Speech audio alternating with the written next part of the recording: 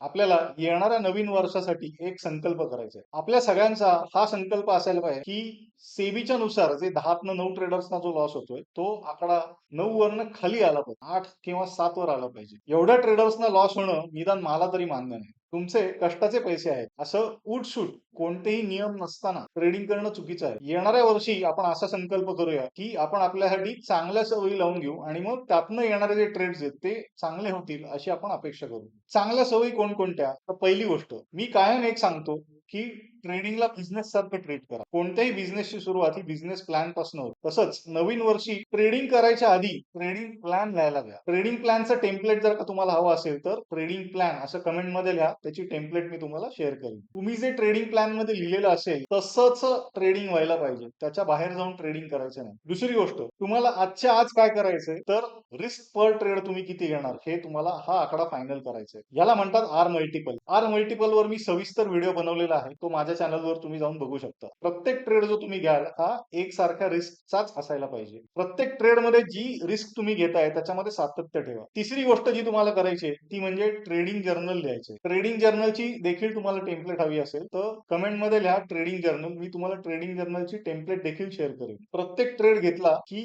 त्याची जर्नल मध्ये एंट्री व्हायलाच पाहिजे. तो ट्रेड एंट्री पासून एक्झिट पर्यंत तुम्ही पूर्ण नियम पाळून केला का हे तुम्हाला त्या जर्नल मध्ये नक्की आवर्जून लिहायचे आहे. तुम्ही तुमचे नियम किती वेळा तोडता हे तुमच्या लक्षात येईल. जर का पहिले 2 महिने तुम्ही 10 वेळा नियम तोडला असेल तर पुढच्या येणाऱ्या 2 महिन्यामध्ये तो आकडा कमी कमी करत जायचा. इव्हेंच्युअली आपल्याला तो आकडा 2026 एंड पर्यंत आपल्याला तो शून्यावर आणायचा आहे. तुम्ही ठरवलेल्या नियमांच्या बाहेर जाऊन ट्रेडिंग करायचं नाहीये. तुमच्या ट्रेडिंग मध्ये डिसिप्लिन आणा.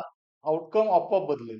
चौथी गोष्ट ज्याच्यावर तुम्हाला काम करायचं आहे ती म्हणजे ऑप्शन्स ट्रेडिंग हे कटाक्षाने तुम्हाला टाळायचं आहे. मी माझ्या अनेक व्हिडिओज मधून सांगत असतो की ऑप्शन्सचा जन्म मुळात हेजिंग साठी झालेला आहे. ट्रेडिंग साठी ऑप्शन्स पूर्ण चुकीचं इन्स्ट्रुमेंट आहे. डेरिव्हेटिव्ह मध्ये ट्रेडिंग करायचंच असेल तर फ्युचर्स मध्ये ट्रेडिंग करा आणि त्याला हेज म्हणून ऑप्शन बाय करा. नुसतं ऑप्शन्स मध्ये ट्रेडिंग केलं तर ते तुम्हाला स्वस्त नक्की पडतं. तुम्हाला ट्रेडिंग कॅपिटल कमी नक्की लागतं.